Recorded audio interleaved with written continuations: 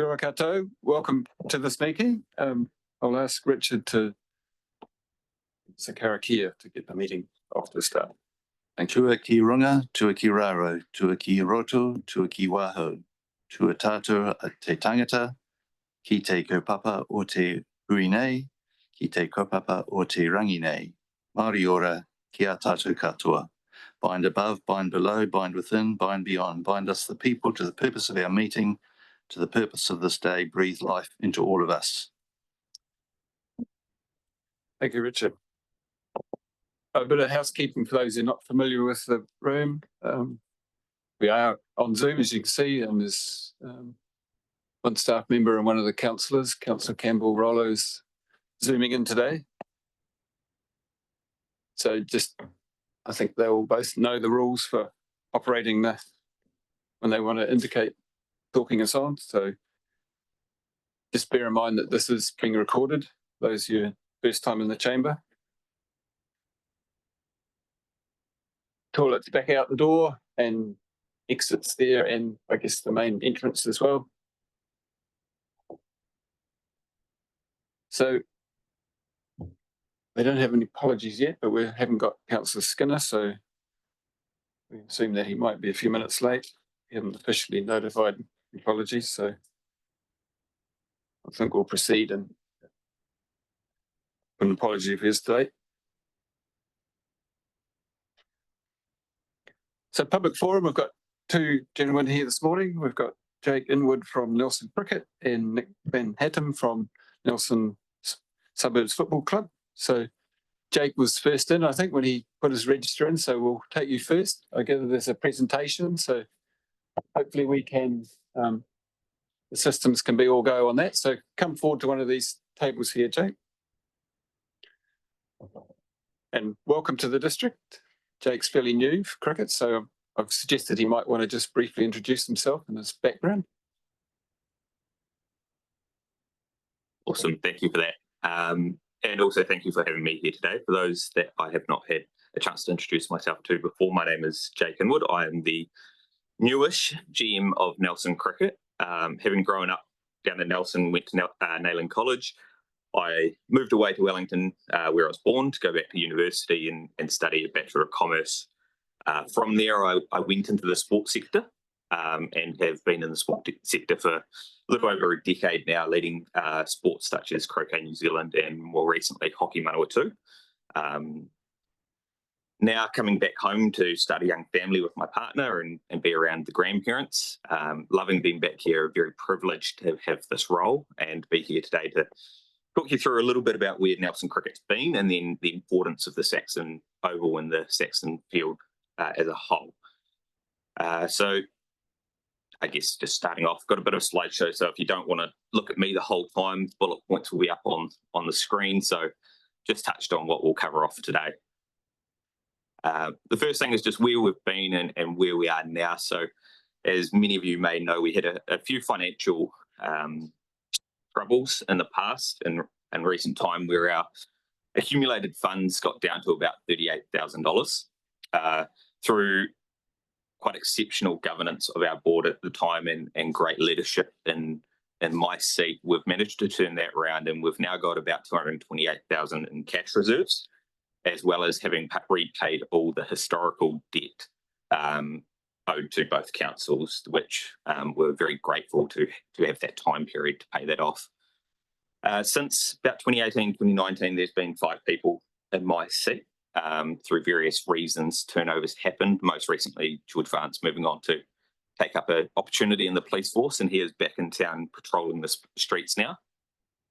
In terms of membership, we peaked in 2019, 2020 with just over 1,900 participants, and that's registered summer cricket players in our competitions through the age groups, as well as participants in our programs. And when we count those numbers, it's programs that have a minimum of 4 contact points throughout a given season.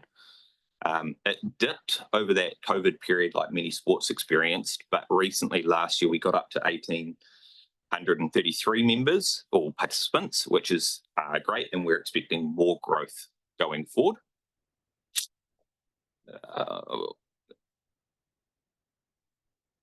That seems to have frozen. Please, if we can. There we go. So what are we doing now? We've launched a new strategic plan this year, which I do have copies of in my bag if anyone would like a copy of that, with a huge focus on growing the sport.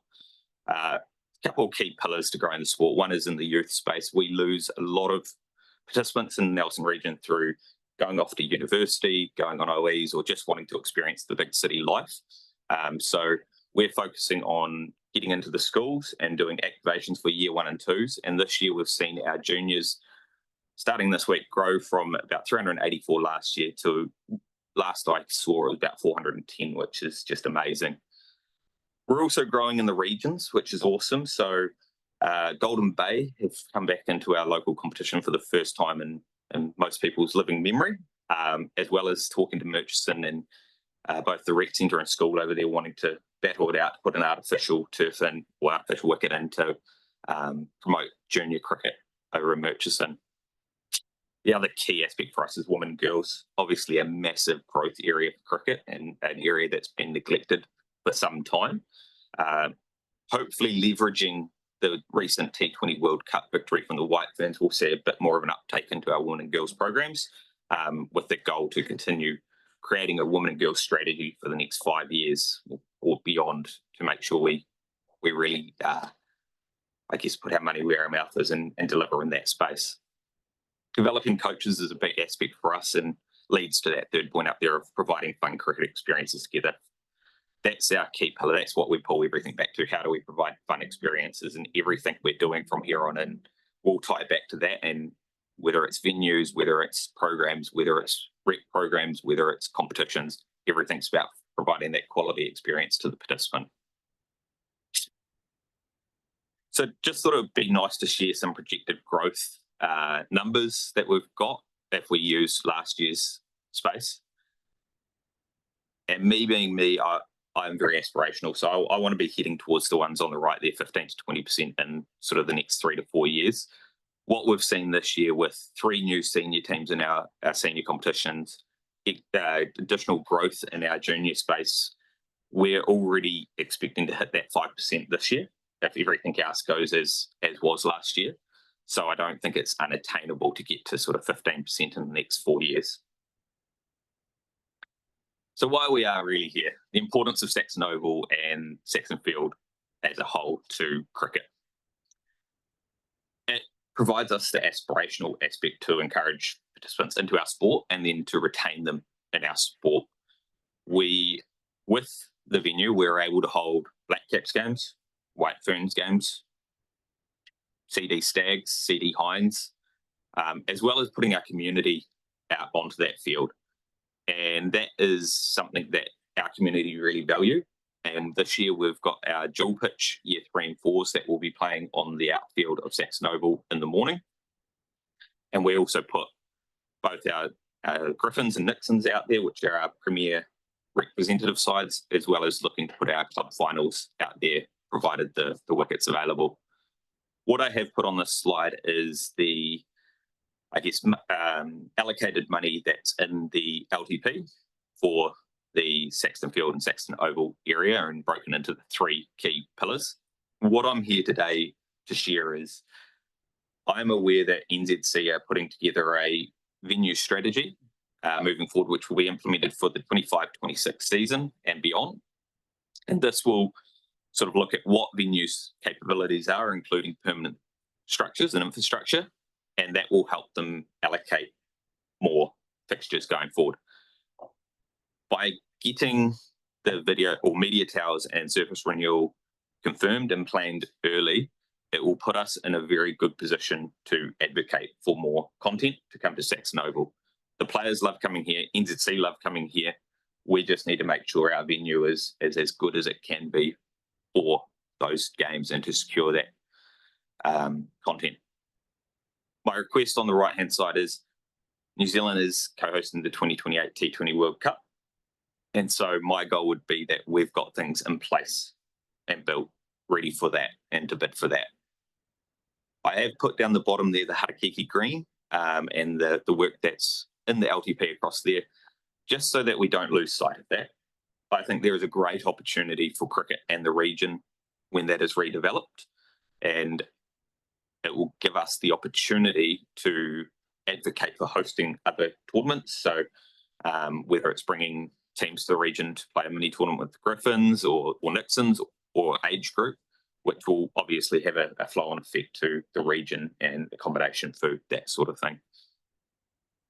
So that's my little presentation. So thank you again for having me here and listening to it, and I'd open it up for any questions that people may have. Any questions from anybody? Thank you, Mr. Chair, and welcome back. So, Brett Murray, Tasman District Council Assistant. Sorry it's late, I couldn't probably meet you beforehand. So a couple of questions. So firstly, great to hear financially Nelson Cricket's rebounded.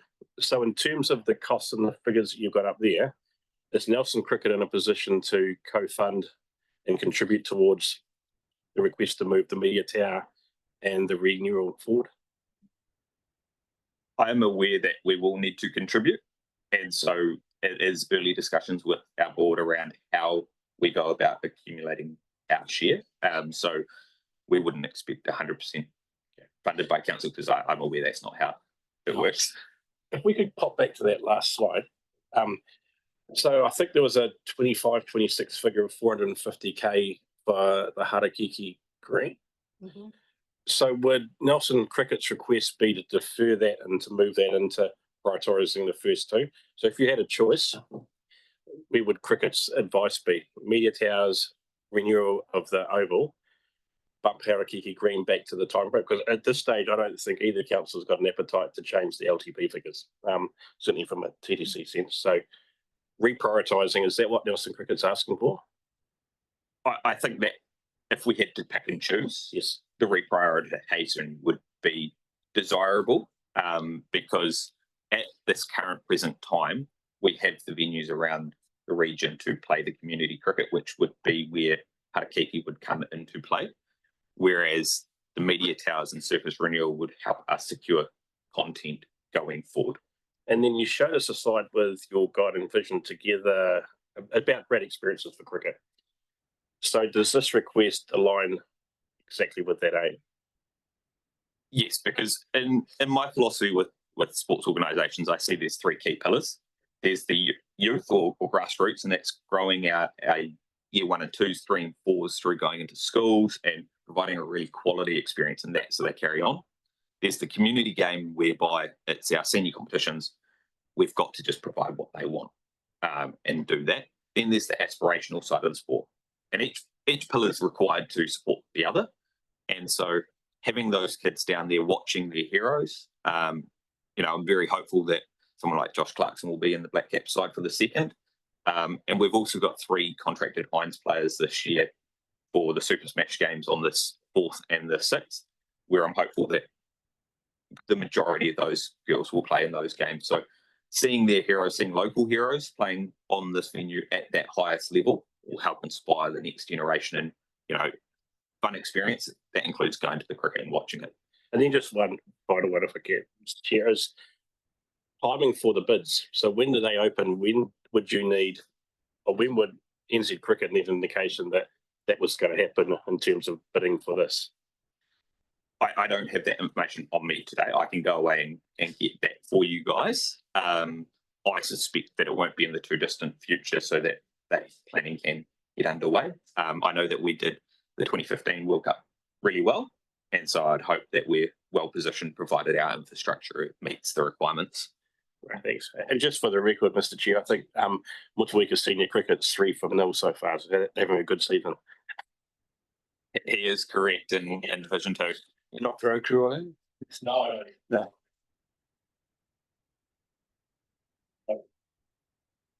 Okay, thanks for the responses there. Jo? Thank you. Thank you for the presentation. It's great to see that there's a focus on, especially on women's sport, and getting more girls continuing with their sport, especially that tricky period during high school and beyond.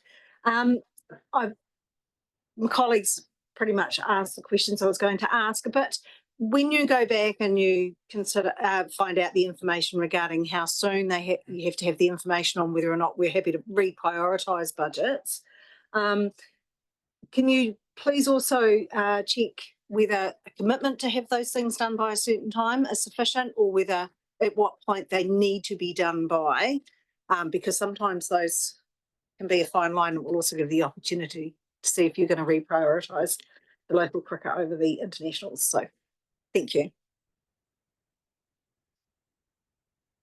Okay, thanks for that. Campbell, you have a question?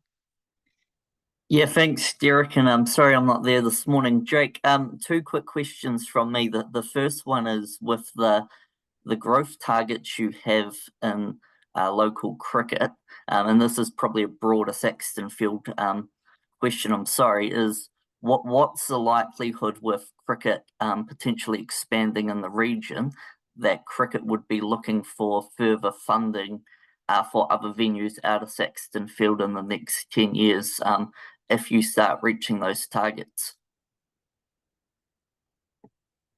Yeah, that's a really good question. And it's a bit of work that I've started now around venue requirements, both looking at grass wickets versus artificial wickets, and when NZC or the powers that be that set our sort of growth targets and age and stage expectations expect players to transition from playing on artificial, where it's considered that the even bounce and pace of an artificial wicket helps with batters, which then brings the bowling or the fielders into play. So more time on task. So the short answer is I can't answer that question right now, but in the sort of mid-term, I would like to come back to this committee with an overview of what we've got now and what we require artificial versus grass wicket, aligning with the projected growth. Sure, thanks for that. And just one final one from me around that strategy you spoke about that New Zealand Cricket want to run in terms of the venues that they have. Now, they're quite open with the fact that they have something like 18 or 20 venues that are accredited to host venue cricket at the highest level in the country. With us not currently having infrastructure for media towers and the like, is there the risk that that strategy they run with pretty much puts us at the bottom of the list in the short term? I think that could be a real risk depending on how their strategy does come together. And if they put a strong emphasis on permanent infrastructure for their televised event, and thinking that there'll be various tiers. So depending on the nation that comes, as well as the domestic content. So Super Smash will be televised, whereas Ford Trophy, Halliburton, Johnson, and also Plunket Shield won't be televised. And the allocation to each venue would be dependent on what the content is. Good as well. Thanks for that. Right, if no further questions, thank you very much, Jake, for your presentation and responses to questions. Keep in touch with the staff so over how things go. So thank you very much for your time. Nick, you want to come forward?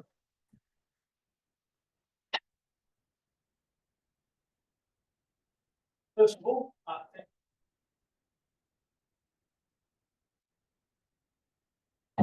I sure can. So, yeah, sorry. Thank you for having me today. And sorry, I haven't had a chance to meet many of you. Huge thank you to Campbell and Jane for their help off the scenes so far. So I'm here today to talk about football. But before I do, I want to just give you a little bit of background. Anyone who knows anything about football probably knows who I am, or at least who my family is. My family came to New Zealand in the early 50s, and my grandfather, who's no longer with us, was commonly referred to as the grandfather of New Zealand football. He coached 27 goalkeepers who played for New Zealand. My uncle was one of them, played for New Zealand for the All Whites at the first World Cup. My dad has coached New Zealand football teams, and I've been in the New Zealand setup since I was yay high. I grew up in Wellington, played in all of those horrible conditions that you get in Wellington, and then moved off to Melbourne Before leaving, I met my wife. She's from Nelson. And so luckily enough, we were able to move here almost 5 years ago. Since coming to this region, I have one goal and one goal only, and that is to help this whole region, not just a club that I'm involved in, improve the football in this region. Awesome presentation to Jake. Thanks very much for that. It ticked on a couple of things that I wanted to bring up as well. I wasn't aware I was able to present, so forgive me for not doing that.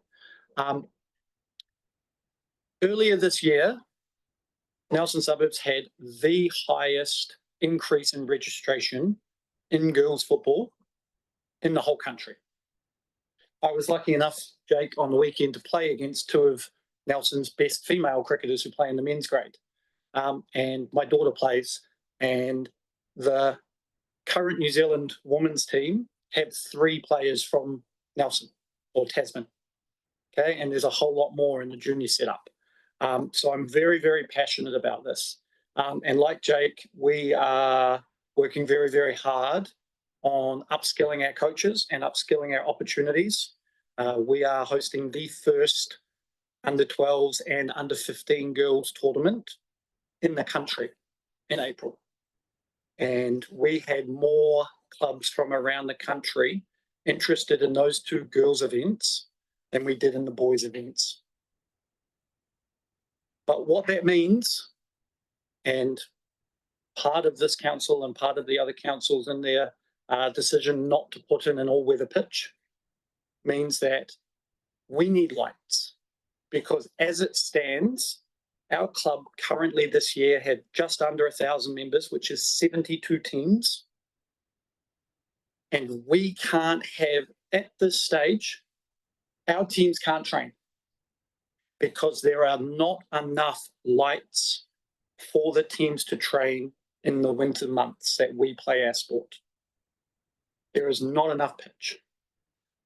The Nelson Suburbs first team, second team, first team girls, and second team girls currently train on a third of a pitch during the season to try and help accommodate other kids coming through.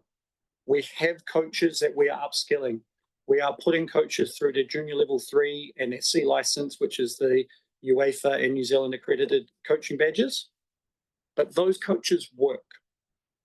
To get them to come out of their jobs, to get their accreditation is one thing.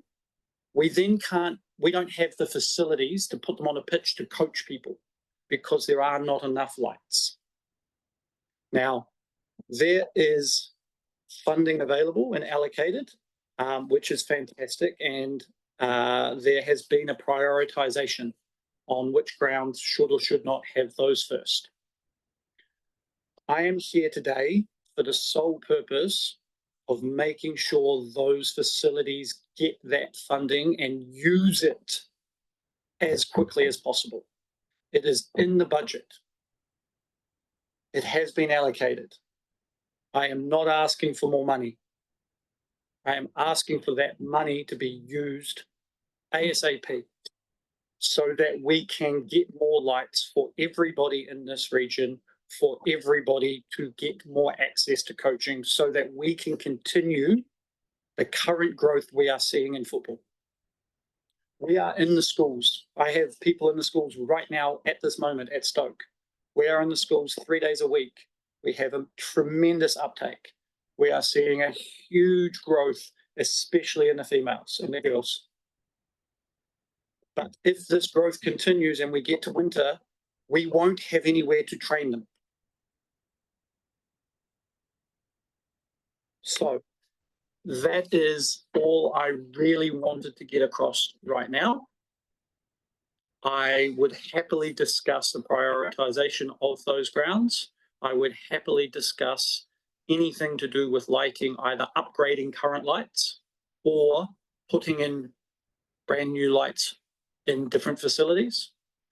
But my real request today is to make sure that this council and Nelson City Council as a whole, who have chosen to prioritise those locations, now make sure that those locations are actually moving forward within the budget years that it's allocated to, or that prioritization changes if they're not able to come up with their share of the funding. Because there is money allocated to different cycles of the yearly budgets. That is what I'm asking for today. Happy to take any questions. Thanks, Nick.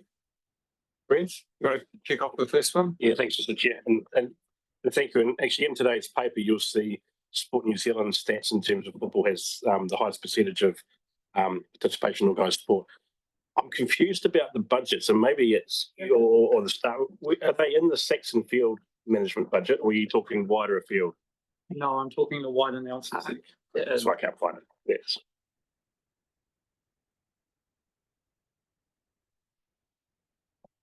Campbell, did you have a question? No, I'm all good, thank you. Joe, you're right? Yep. Anything from staff, I think? You've probably been dealing with it in various capacities in Nelson City and Saxon Field. So you're all good? Okay.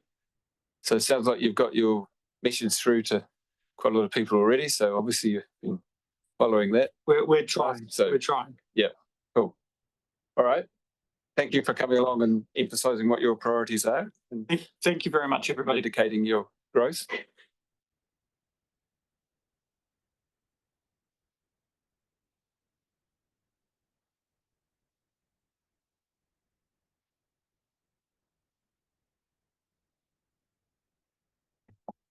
Okay, let's move to item 4. Any declarations of interest for this particular meeting that anyone needs to update or are current for today? Derek, sorry, I'll just note, obviously hockey's on the agenda again, and I'm still conflicted there, so just note that again. Okay, thanks, Campbell. That's good. All right, item 5, we've got a late item, which was the Saxon Field activity report. We need to have a mover and second to receive that. There's an explanation, I think, in your papers as to why that happened. So we just need to make sure that we pass that. So can I have a mover? Move, Brent. Seconded, Joe. All those in favour, please say aye. All those against, carried. Okay, so we'll move.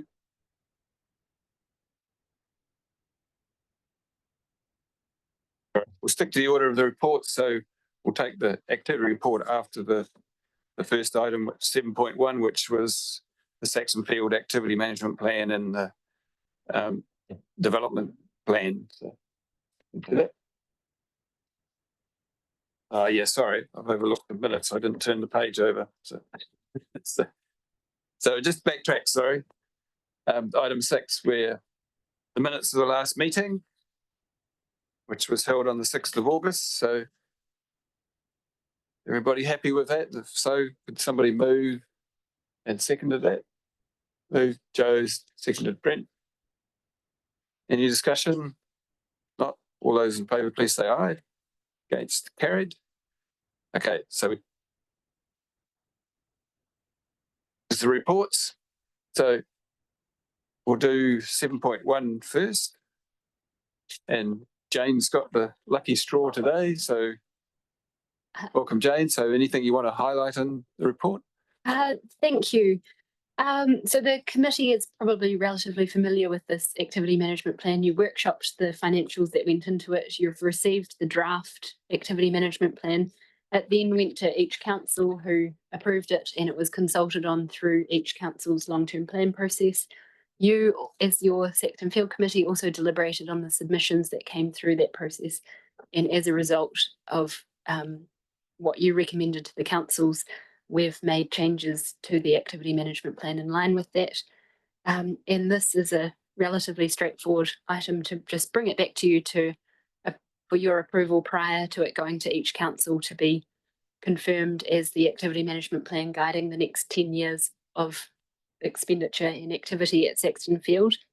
Alongside that, and included in the activity management plan, but separate as an attachment in this report, is also the development plan, which is the big map of where everything's happening at Saxton Field, or the sort of the plan for Saxton, and that's also in your agenda to approve today. So that's a very high level summary of it, but I'm happy to take any questions on it. And there is an ability through this recommendation in here to make minor amendments if there's any editorial changes that we need to make after the meeting with the chair's approval. So happy to take questions. Any questions, Brent? I have a couple. So Jane, in the commentary, it talks about Saxton Stadium floor renewal. How many times can you resand the floor? There's currently no budget line in this 10-year outlook. So was it expected to be post the 10 years, or is it something that may pop up? At this stage, we expect it to be post the 10 years, but in our first floor sand, we're also going to do the first through this plan. We're also going to do a really thorough assessment to confirm that that is the case and make sure that that's as planned. Yeah. And then, Mr. Chair, how do we address if there was a discussion around swapping budget lines and dates with Harakiki versus Saxon Oval upgrade that we heard in public forum? When and where would we do that? Would that be another report back? Would it be a discussion today and a amendment? I'm just unsure where we go to in terms of that request. Any responses to that question from any staff? The kind of process you do for Thank you. Through the chair, changes like that are changes that would need to go through the annual plan processes of each council. So I suspect that this committee would make a recommendation to each council to consider through the annual plan process. But I'm not sure how much each council is intending to change through the annual plans this year. And then just one final one. It's on page 52, and it's the energy saving opportunities. And I see down the bottom there's some projections, and they're probably just ballpark figures about solar on Saxton Stadium roof. Is that even feasible with the weight structure that can support to even look at feasibility for it? Thank you. The first stage of any kind of project like this would be ensuring that it is feasible. But this energy audit had identified it as a place that could make savings. I'm not sure whether it factored into the roof structure into it. But we have been there are plans to put solar on other facilities as well. So as we go through, we'll be more familiar with what's required. I think it's a great idea if it works, but I'd just encourage really small bit of budget and a structural engineer before you go down a long path of feasibility and we go, structurally this doesn't work. Thank you. Yes. And internally, we've had advice around the structure and when we've been wanting to put the basketball hoops up, and that has limited what we can do, but I'm not sure what that means on the exterior of the roof if there's any limitations. We will also be seeing energy savings when we convert the existing stadium lighting to LED, so there will be some savings there.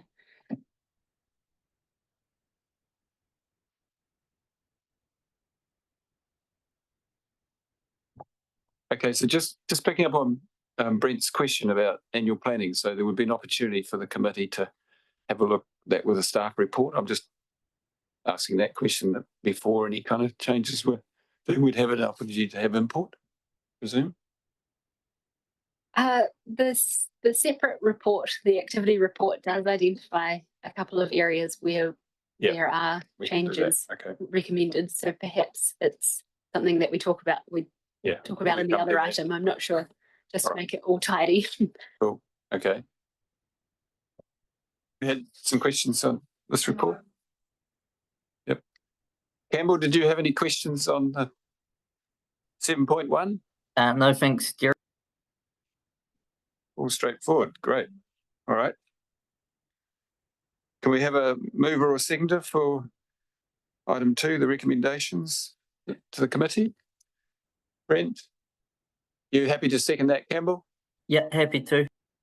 Great, thank you. We better get your name on the list as being there. Right, if there's no discussion on any of those parts of that resolutions or the whole lot, if there's not any debate, whatever, I'll put it. All those in favour, please say aye. Against? Carried, thank you.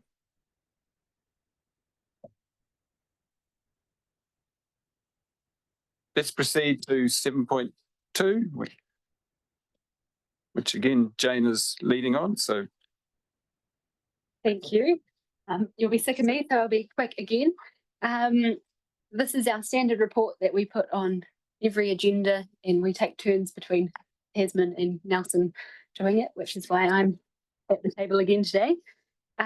So I might just go through the report and highlight a couple of items, and happy to take questions throughout as you go, but just to rattle through it relatively quickly. The first, I wasn't sure, I know you're always very interested in, and I wasn't sure if you'd want an update from Rob on the inclusive playground project and where that's at. Are you able to? Oh.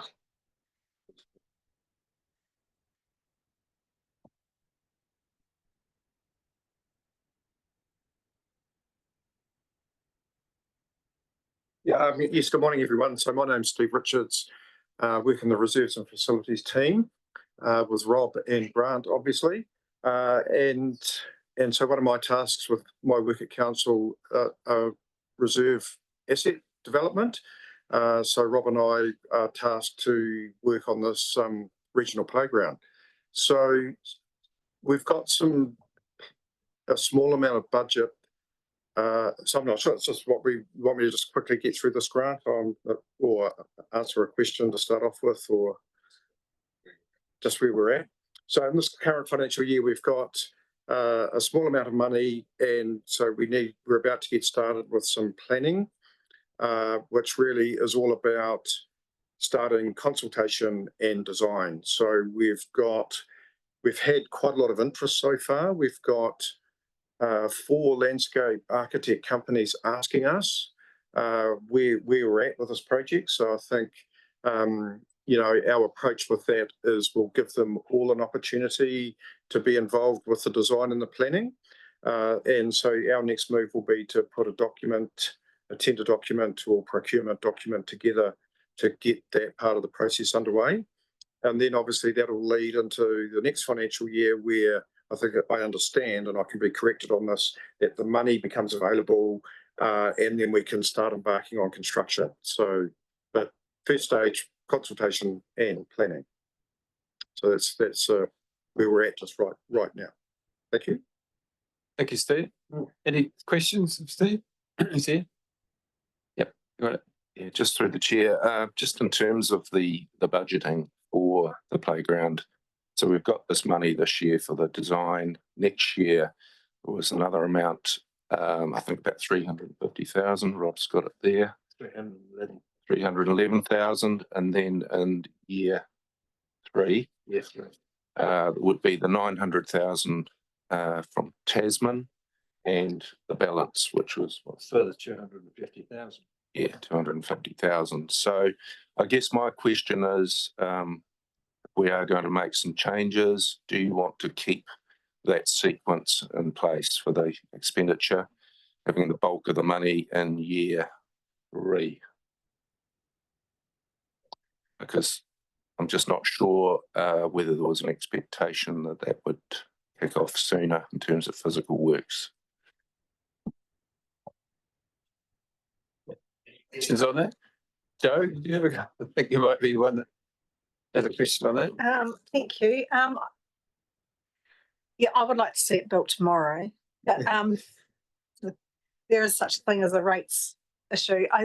From my understanding, the original plan was that we would start it later. That first block of funding would sort of be the start towards the end of that year, so that we could have a flow-on approach for funding. I would be, my one hat would say, let's just do it now. But my other hat says, well, we just have to stick within the budgets, as much as I would love to get it done. Unless you can find some magic wand. Just to follow up to that, I had a conversation with our finance team this morning in terms of the 900,000, and it's pretty much immaterial whether that's in year 2 or 3 from their perspective. So it sounds like it's in the hands of the TDC, isn't it? So, Brent, yep. Thanks, Mr. Chair. So just with that grant, so I know it's RFC money, but $900,000 will be currently offsetting almost 1% of debt. So if we move it forward, does it have an impact on our rating for 25, 26? Because we'd be bringing it forward a year into that. So I'm like Joe, the outcome was we all want, but I just want to be sure we're not going to have a rate discussion. So just to follow up, so that was the reason I sort of checked with the finance team, and I wasn't hearing anything about that, but I can certainly follow up again. But yeah. Yes, there would be impacts. What extent that would have, I couldn't tell you. I could probably give you an answer, but I'm not going to put my neck out.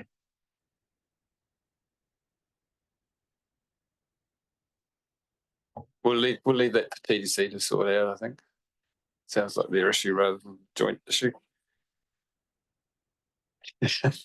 Through the chair, because it could be a similar question about the 250.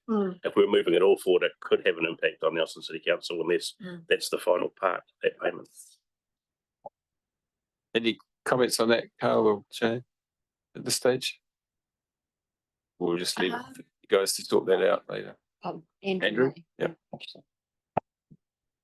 Well, I haven't had that same conversation with finance that Grant has, but I would say that we would be looking for an out if we were going to be putting it in. So it would be overs and unders to try and get a net zero impact in that year.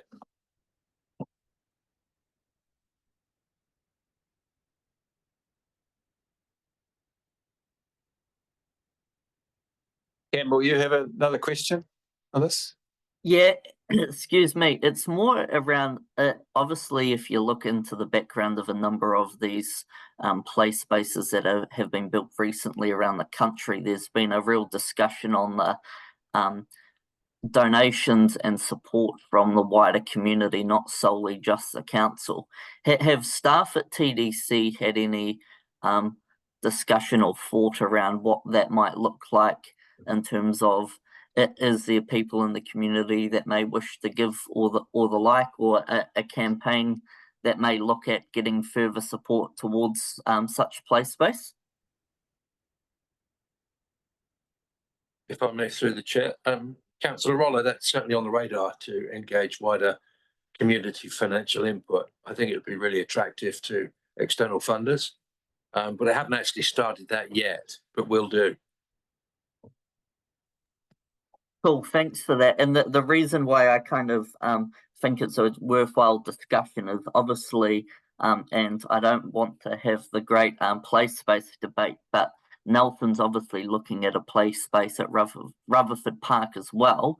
And my hope would be, and I've raised this with our task force in Nelson, would be that we do them as much in tandem as possible, and not have two playgrounds kind of arguing it out for community support, if that helps as well. Through the chair, thank you very much, Councillor Wallo. I'll make note of that and liaise with colleagues in Nelson City Council.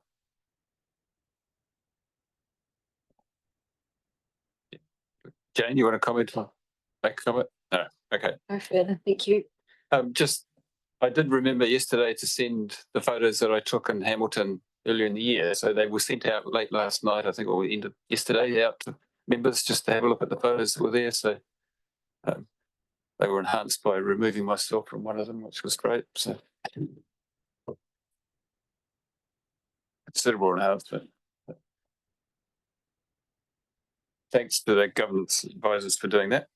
So we'll go back to our report now if we move to the next Thank you. part of it. Thanks. The next item that I thought I'd mention was in 3.5, where we talk about the basketball hoops.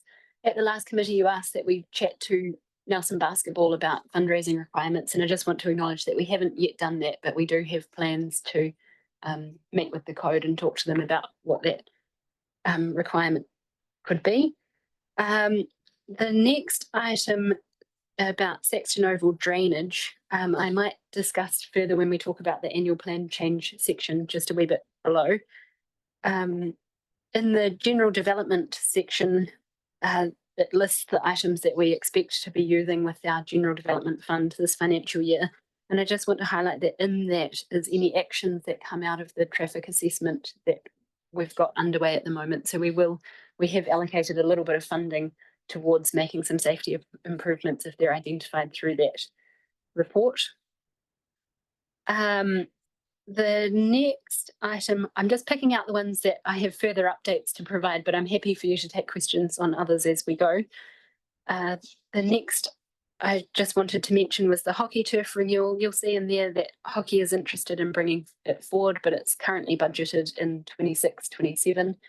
And given our probably wanting to keep budgets in a net zero amount, it's unlikely that we'll be recommending that one come forward. You'll see that the media towers that Jake mentioned earlier are referenced in 3.2, where there's investigation funding this financial year and the project is scheduled.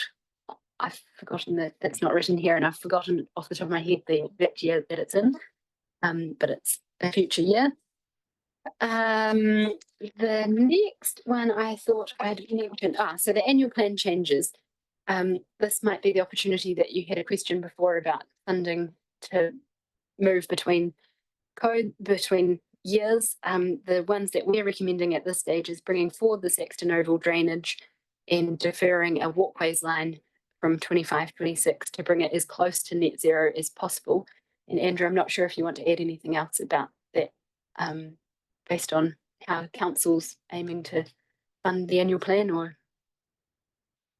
Oh, I can make a sobering comment through the chair. So we are just being extremely careful around our budgets, as I imagine Tasman District Council is at the moment as well. So but we're not looking at any increases. We're really pulling back on new projects, focusing on upgrades and maintenance as much as possible.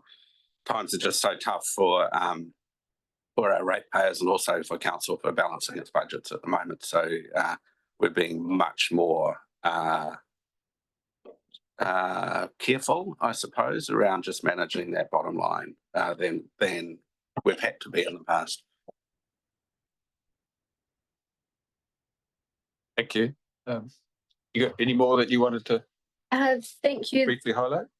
In terms of brief highlights, I just thought I'd mention the new stadium and oval management contract appears to be going well. The traffic safety assessment, which I mentioned earlier, we received a draft of that on Friday. We're just reviewing it now, and by the next committee we'll have either achieved some of the little items that are easy wins, and otherwise we'll bring a list to you of what we aim to be doing over the short while to make any improvements that come out of it. On this, Joe? Yep, where we go. Thank you, through you, Chair. Thanks, Jane. I'm just, as it's not sort of a part of the report, but as part of the traffic safety assessment, have you received the letter that was forwarded on to staff about an accident with a cyclist? As part of that traffic safety assessment, I appreciate what the original brief was.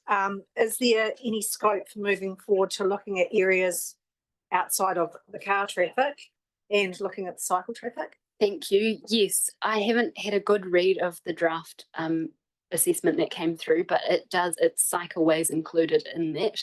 And that report that came through in October of that incident is included in what was put together into that report. So anything that comes out of that will be included. Brilliant, thank you. Thanks for that. In the last couple of items to identify that staff will be meeting, Nelson City Council staff catching up with the Nelson Suburbs football. Nick has just left, I think, but we'll be catching up with him in a couple of weeks to talk through his priorities for lighting in Nelson.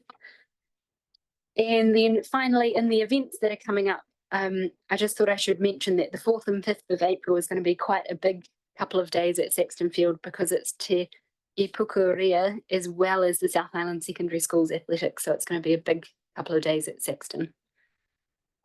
Thank you. That's all.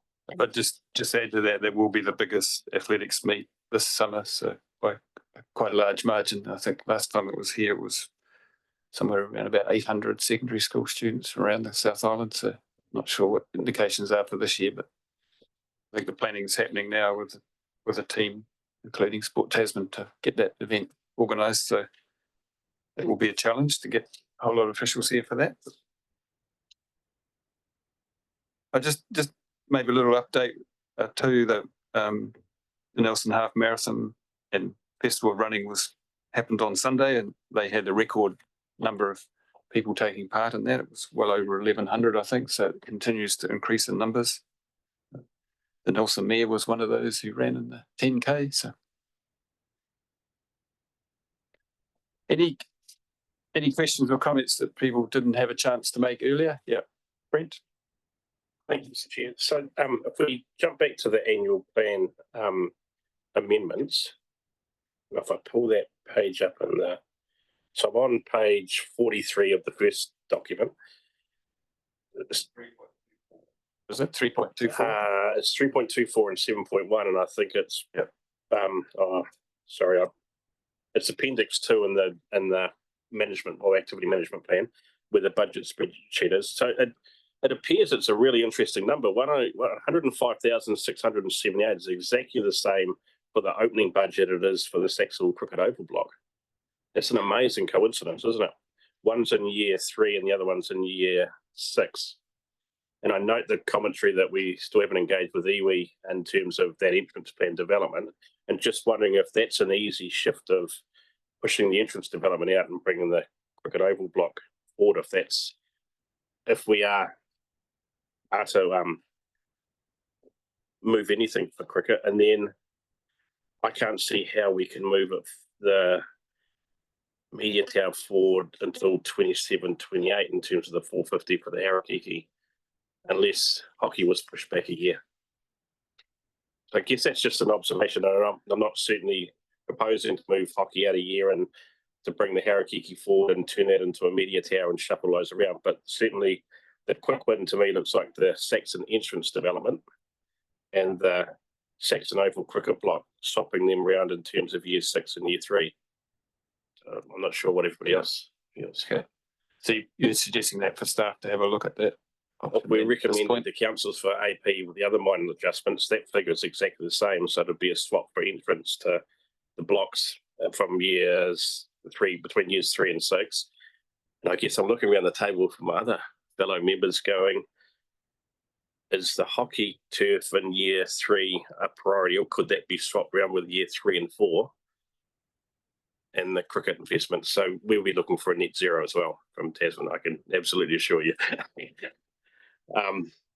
But that's the only way I can see we could move money forward for a media tower, is if we swap between hockey and cricket. Thank you. And through the chair, the annual plan changes reported in this report relate to just year 2 of each council's annual plan, because we're limited to just changing year 2 for now. Those other changes are changes that we could consider in further years. Just a note about the entrance development is ideally that project will be carried out prior to Te Matatini, which is happening in 2027. And in terms of the hockey block, I think it's budgeted already in year 3 of the LTP, and I think the recommendations are for it to be done as soon as practical. So it would be difficult to push that out further, but there may be room to move things around for after 26, after this annual plan, we may have other changes. So if I could just double check then, so in terms of the recommendation for staff, it would be essentially to leave as is and just go with recommendations for the minor adjustments to the annual plan this year at this stage. Thank you. Yes, at this stage, we're just able to make recommendations to our councils around changing 26, 27 budgets. But we will need to keep in mind if there's further changes coming up, if we need to be in room for those projects, we'll need to be thinking about those as well.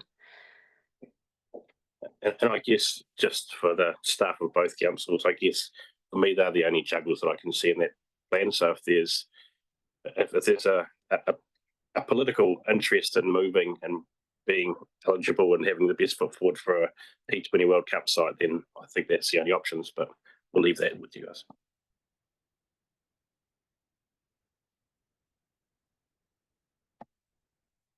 I guess that you'll have a look at that from the big shuffle and jigsaw puzzle that you constantly deal with.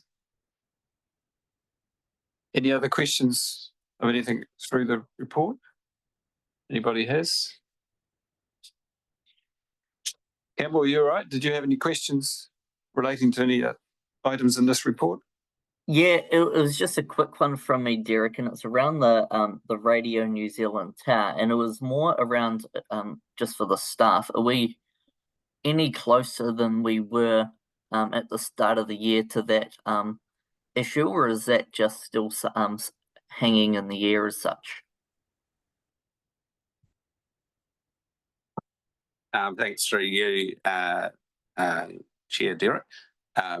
Well, I think you could probably say that it is hanging in the air. We're not putting a lot of priority on that project at the moment. It's obviously would be a significant cost, and just in sort of the same sort of light as we've been talking already, it's not something that we're prioritising at this point. Cool, thanks, Andrew. Any other questions from any members? No. All right, thank you very much, Jane. Any final comments you want to make? No, thank you. That's all from me. Cool. Anybody else? No. You guys all right? Carl, did you have something? No. Cool.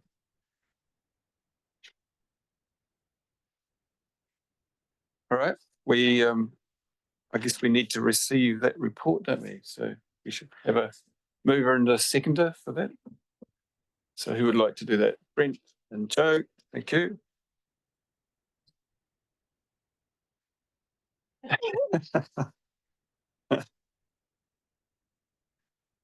If there's no further discussion or debate on that motion, I'll put it. All those in favour, please say aye.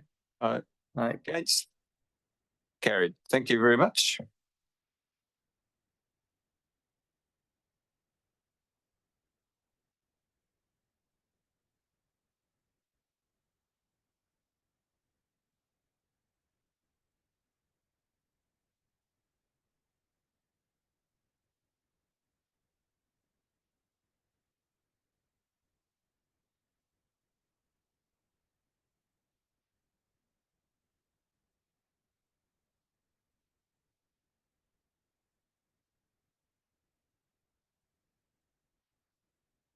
And slip up, so it's good to ask it.